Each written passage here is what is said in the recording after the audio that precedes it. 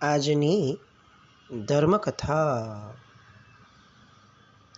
પ્રણામ. શ્રી વર્મકુમાર એમના જીવનના ચરિત્રના અંતિમ પડાવમાં એ હવે જ્યારે પાછા પોતાના જીવનની આવી અનેકવિધ પરાક્રમોથી વિદ્વત્તાથી સુશોભિત એવી યાત્રા કરી અને પોતાના નગરમાં આવે છે. એ પછી પોતાના પિતાજી અને નગરજનો દ્વારા અવર્ણનીય એવો બહુમાન, અહોભાવ અને એવું સ્વાગત એ પામે છે. દિવસો કેટલાક વીતે છે અને એક પ્રસંગ બને છે. પ્રસંગ અત્યારે અહીંયા મહત્ત્વનો એટલા માટે છે કારણ કે આ પ્રસંગથી એમના પિતાશ્રી નરપુંગવ રાજા એમને વૈરાગ્ય પ્રગટે છે. પરમાત્માના શાસનની અંદરમાં અનેકવિધ કથાઓ છે, અનેકવિધ ચરિત્રો છે. આપણે પણ કદાચ ધર્મકથાના માધ્યમથી અનેક કથાઓ અલગ અલગ પ્રકારની સાંભળી છે, ચરિત્રો સાંભળ્યા છે. એમાંના ઘણા બધા વ્યક્તિઓના વૈરાગ્યના નિમિત્તો એ પણ આપણે સાંભળ્યા છે. આ જે નિમિત્ત છે, આ જે પ્રસંગ છે, એ સાંભળતા આપણને ખરેખર કંઈક એવું થાય કે આવો પ્રસંગ પણ વૈરાગ્ય પમાડી શકે એવું આ નિમિત્ત છે. શુભતાના અનેક સ્થાનો હોય, આલંબનો હોય, અને એમાંના કોઈક સ્થાનને પામી અને જીવ વૈરાગ્ય પામે, દીક્ષા લેવા માટે તત્પર થાય, એ બહુ સહજ સ્વીકાર્ય છે. અહોભાવ છે પણ છતાંય સહજ સ્વીકાર્ય છે કે ભાઈ એ સ્થાનો જ એવા છે કે જે સ્થાનોમાંથી વૈરાગ્ય ન પ્રગટે તો આશ્ચર્ય છે. પણ કોઈ વ્યક્તિ કોઈક નબળા પ્રસંગ, નબળી વૃત્તિ, નબળી વિચારધારા એને પામી અને વૈરાગ્ય લે, વૈરાગ્યપ્રદ બને અને છેક દીક્ષા લેવા સુધીનો નિર્ણય લે એક રાજા, આટલો મોટો રાજા. આવા પ્રસંગો બહુ જવલ્લે સાંભળવા મળે એવા છે. એમાંનો આ પ્રસંગ કાંચીપુરીની એક અનુપમ નર્તકી નામ કામસેના એ પોતાના વૃંદ સાથે ચંદ્રપુર આવી. નરપુંગવ રાજા પાસે એમને ત્યાંથી કોઈ આવ્યું અને નૃત્ય પ્રદર્શિત કરવાની પરવાનગી માંગી.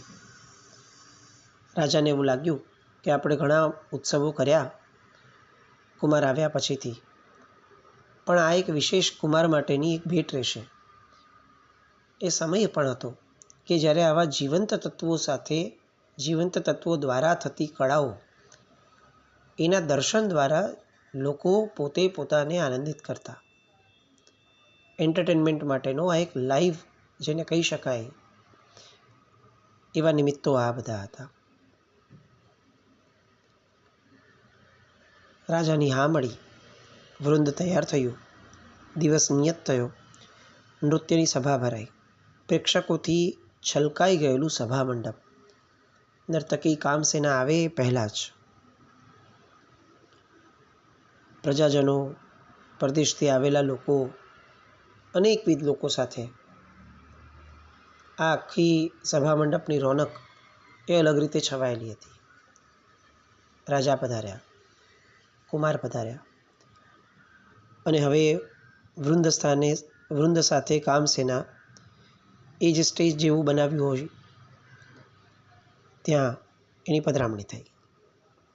રાજાની આજ્ઞા થઈ અને નૃત્યનો પ્રારંભ થયો. સમય વીતતો ગયો, એક પછી એક એટલા અદ્ભુત નૃત્યો આવવા લાગ્યા. સભા મંત્રમુગ્ધ બની ગઈ, નિરખતી જ રહી. સમય જાણે થંભી ગયો. એ રીતે લોકો આશ્ચર્ય સાથે આ કળાના દર્શન કરતા હતા. આ આનંદ, આ મજા એ જ્યારે એના ટોચ કક્ષાએ હતી ત્યારે એક નાનકડી પણ ધ્યાન આકર્ષક એવી ઘટના બની. રાજાની સભામાં એટલે આ સભાની અંદરમાં એક કલાવંત એવો પરદેશી નટ બેઠેલો હતો વ્યક્તિ. રાજા એમ તો એને પરિચિત હતા, પરદેશથી આવેલો હતો, પણ રાજા સાથે કેટલાક સંબંધો એણે બાંધ્યા હતા. યુવાન હતો, રૂપકડો. હવે ઘટના એવી બની કે સંગીત અને નૃત્યની કળામાં એકાએક એવું કંઈક બન્યું કે જેના કારણે નટે, એ વ્યક્તિએ, યુવાને પોતે પરિધાન કરેલું નવું નક્કોર અંગવસ્ત્ર એ એણે કામસેના પર ફેંક્યું. નૃત્ય ચાલુ હતું. એ રીતે ફેંક્યું કે જાણે એ કોઈ ભેટ આપતો હોય.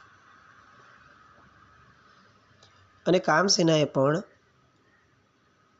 પોતાની નૃત્ય ગતિને એક જરાક પણ આંચ આવ્યા વિના એ વસ્ત્ર એ લઈ લીધું અને મોટી કૃપા કરી એવો ઉચ્ચાર એમણે કર્યો.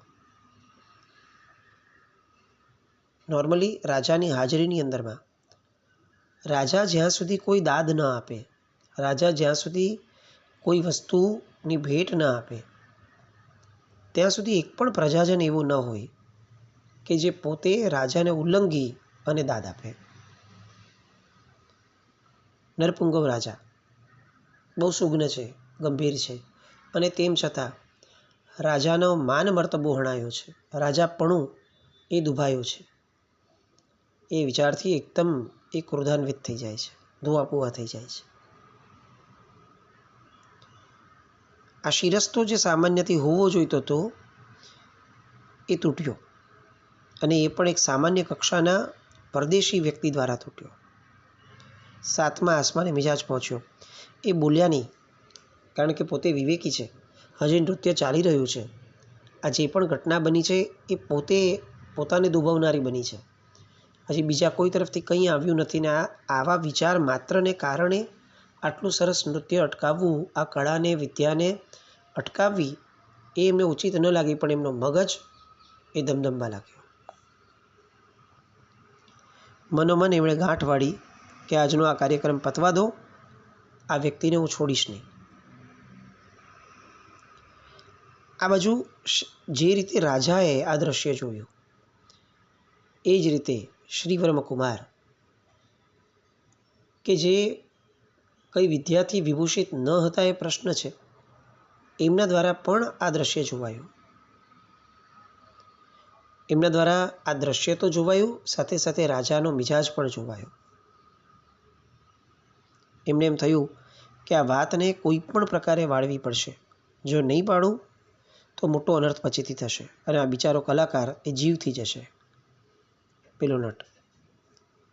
એટલે કુમારે તરત નિર્ણય લીધો અને વળતી પડે એણે પોતાની ડોકમાંથી સોનાનો હાર કાઢી અને પેલો જે યુવાન હતો નટ કે જેણે દાદ આપી હતી નર્તકીને, એના ગળાની અંદરમાં એ હાર આરોપી દીધો. પેલા આશ્ચર્યની ઉપર આ બહુ મોટું આશ્ચર્ય. બધા સ્તબ્ધ છે, વિશેષપણે રાજા સ્તબ્ધ છે. અત્યાર સુધી પેલા પરદેશી યુવાન પ્રત્યેનો આક્રોશ હતો. હવે પોતાના જ દીકરાએ, રાજકુમારે કંઈક એવું કર્યું છે કે જેના પ્રત્યે એમને વેર હતું, ક્રોધ હતું રાજાને, એના ગળાની અંદરમાં પોતાનો હાર આરોપી દીધો. એટલે હવે વિસ્મય થયું. અજાણ્યો વ્યક્તિ કંઈ કરે ને તો ક્રોધ જન્મે, પણ વ્યક્તિ જાણીતો હોય, પોતાનો સ્વજન હોય અને પોતે પરિચિત હોય કે આ વ્યક્તિ ક્યારે પણ એક પણ વસ્તુ સમજ્યા વગર કરે એમ નથી, એવું જ્યારે ખબર પડી જાય પછી એની એ જ ઘટના માટે આશ્ચર્ય રહે, કુતૂહલ રહે, પણ આક્રોશ ન થાય. આપણા મનમાં ક્રોધ પણ કોઈની માટે જન્મે છે ને, એનું મૂળ કારણ એ નથી કે સામાએ કંઈ ખોટું કર્યું છે. આપણે ચકાસવા જેવું છે. હંમેશા એકની એક ઘટના માટે, અલગ અલગ વ્યક્તિઓની માટે આપણે તરતમ ભાવે વિચારીએ છીએ. ઘટના એકની એક થઈ છે, એ ઘટના કરનાર માણસ કદાચ 2-3 છે, તો ત્રણેય માટે આપણે અલગ અલગ વિચારશું. રસ્તા પર ચાલીએ છીએ અને કોઈએ ધક્કો લગાડ્યો પાછળથી, 3 વાર સમજો આપણે આપણા જીવનમાં આવી ઘટના બની અને એનાલાઇઝ કરીએ ખાલી અથવા વિઝ્યુલાઇઝ કરીએ કે એકવાર એવું થયું કે આપણને પાછળથી કોઈ ધક્કો લગાડ્યો, એ માણસને આપણે વળીને જોયું તો સાવ ટપોરી જેવો દેખાતો એ માણસ હતો. આપણી વિચારધારા અલગ હશે, આપણને આક્રોશ અલગ હશે. બીજું વિઝ્યુલાઇઝેશન એવી રીતે રાખીએ કે આપણે ચાલતા હતા અને પાછળથી કોઈ ધક્કો લગાડ્યો અને આપણે પાછળ વળીને જોયું તો ખ્યાલ આવ્યું કે કોઈ સિનિયર સિટીઝન છે. આપણને એમ થશે કે ભાઈ બરાબર છે, ધક્કો લાગે પણ થોડું સંભાળીને તો ચાલો. અને ત્રીજી ઘટના વિચાર કરીએ કે આપણે ચાલતા છીએ અને પાછળથી એક ધક્કો લાગે છે, આપણે વળીને જોઈએ છીએ અને કોઈક 2 કે 3 મહાત્મા જતા હશે, એમાંથી જરાક એક મહાત્મા દ્વારા આપણને ધક્કો લાગી ગયો. આપણને આગળના બંનેમાંનો એક પણ ભાવ નહીં હોય, આપણે સીધા અહોભાવમાં આવશું. કારણ કે બીજી કાચી સેકન્ડે આપણું મન સ્વીકારશે કે આ મહાત્માઓ એ કોઈ દિવસ આવું સમજીને ન કરે, ભૂલથી પણ ન કરે, આ સામાન્યથી થઈ ગયું છે અને થયું એમાં કંઈક વાંધો જ નથી. મહાત્માનો સ્પર્શ એ તો ખરેખર આપણી માટે બહુ આનંદદાયક ઘટના હોવી જોઈએ. ઘટના એકની એક અને ત્રણેય માટેની વિચારધારા એક અલગ અલગ. કેમ? કારણ કે આપણા મનને વિચારધારા પ્રમાણે ઘટનાઓ એનાલાઇઝ થાય છે. ઘટનાઓ પ્રમાણે ઘટના એનાલાઇઝ નથી થતી. નિમિત્ત કંઈ કરી નથી શકતું જો એની અંદર આપણી પોતાની કેટલીક વિચારધારાઓ એ અલગ રીતે ભળતી નથી. તો અહીંયા રાજાને પેલા નટે કર્યું આકસ્મિક રીતે કંઈક તો ગુસ્સો ચડ્યો, પણ હવે પોતાનો દીકરો પણ કંઈક આકસ્મિક કરે છે તો ગુસ્સો નથી ચડતો. એને એવું લાગે છે કે આ કંઈ સમજીને જ કરે એટલે વિસ્મય થાય છે. એ વિસ્મયને પોતે પકડીને રાખે છે. સભા પૂરી થાય છે અને બધા જ ચારેકોરથી વાહ વાહ કરતા હોય છે. નૃત્ય આટોપીને નૃત્યવિદ પણ વિદ્વાનોનો અભિપ્રાય માંગે છે.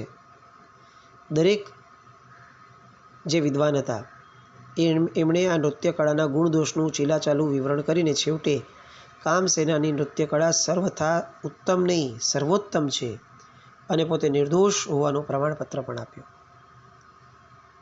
રાજાએ પણ અનેક પારિતોષિકથી એને નવાજી. એનો તો શું વાંક હતો? કામસેનાએ પણ આ બધું મૂંગા મોઢે લઈ લીધું. હવે બધું વિસર્જન થયું અને રાજાએ કુમારને બેસાડ્યો ને પોતાના મનની મૂંઝવણ પૂછવાની શરૂ કરી કે કુમાર, પેલા નટે વેળાએ ગણિકાને ઇનામ આપ્યું, નૃતિકાને, પણ તે શા માટે ઇનામ આપ્યું? અને એ પણ એને નટને આ અરુચિકર મર્યાદા ભંગ કરનાર માણસને ઇનામ કઈ રીતે અપાય? અને એ પણ આટલું જાહેરમાં. લોકોએ જોયું છે કે એમણે રાજાને ના માનનો ભંગ કર્યો અને તમે એને જ ગળાની અંદરમાં કંઠમાં હાર સોંપી દીધો. મને પ્રશ્ન છે કે આવું કેમ કર્યું? હું જાણું છું કે તમે જે કરશો એ સમજીને કરશો, એટલે હું કુતૂહલવશ થઈને આ પ્રશ્ન પૂછું છું. આ મર્યાદા છે. કુમારે સામે જવાબ આપ્યો કે પિતાજી, એને ઇનામ આપવું ઘટતું હતું, જરૂરી હતું, આવશ્યક લાગ્યું, એના કારણે મેં આપ્યું છે. જો તમને મેં જોયા જ્યારે નૃત્યાંગનાઓને એણે આપ્યું ત્યારે આપના મનની અંદરમાં આવેલો આવેશ પણ મેં જોયો, પણ એ વગર કારણે વગર કોઈ ભૂલે એ નટ હેરાન ન થાય એટલા માટે મેં એમના ગળાની અંદરમાં આરોપ્યો. રાજાએ તરત પ્રશ્ન કર્યો કે શું એ ભૂલ નથી?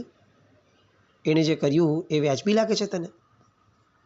અને ત્યારે કુમાર વિસ્તારથી જવાબ આપે છે કે હા, હું આપને એનું કારણ સમજાવું કે એણે જે કર્યું એ કઈ રીતે યોગ્ય હતું.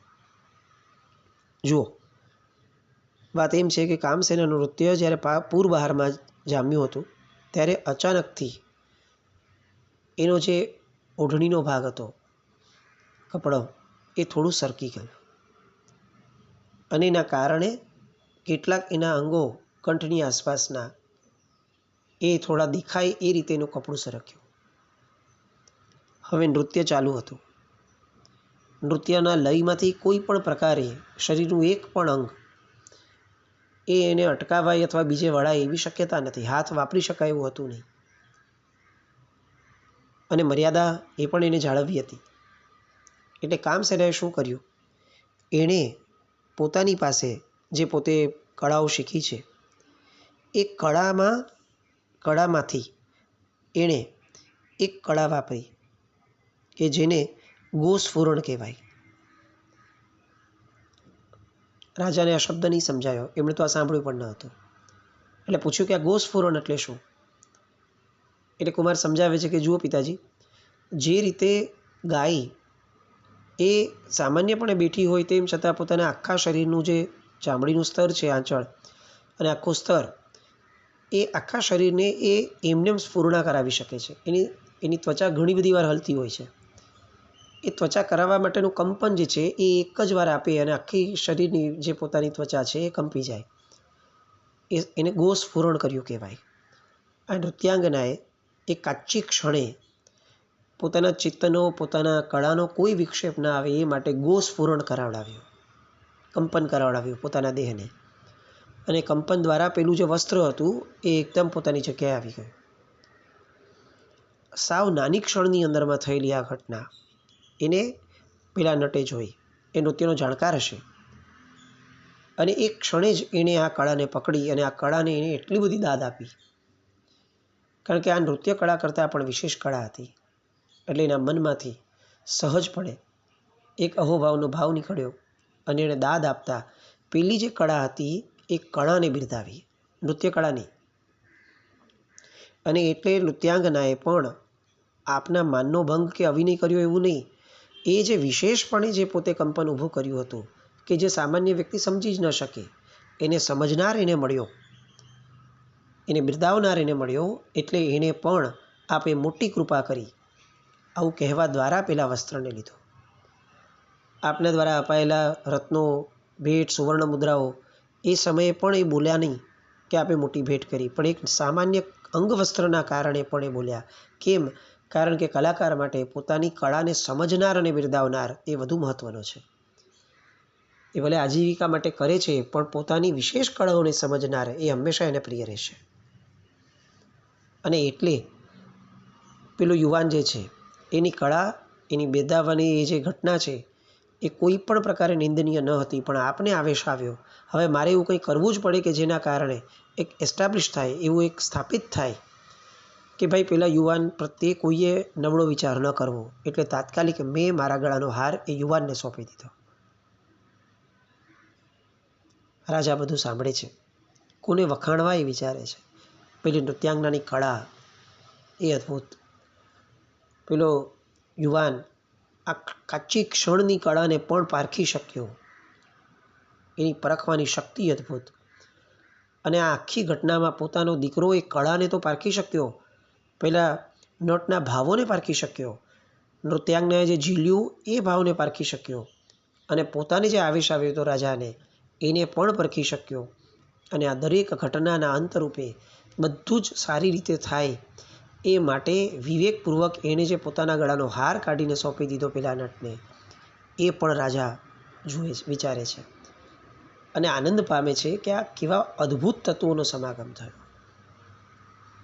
અને આખી ઘટનાના અંતે રાજા એવું વિચારે છે કે હું મારા જીવનની અંદરમાં કેવો વિવેક ચૂકી ગયો.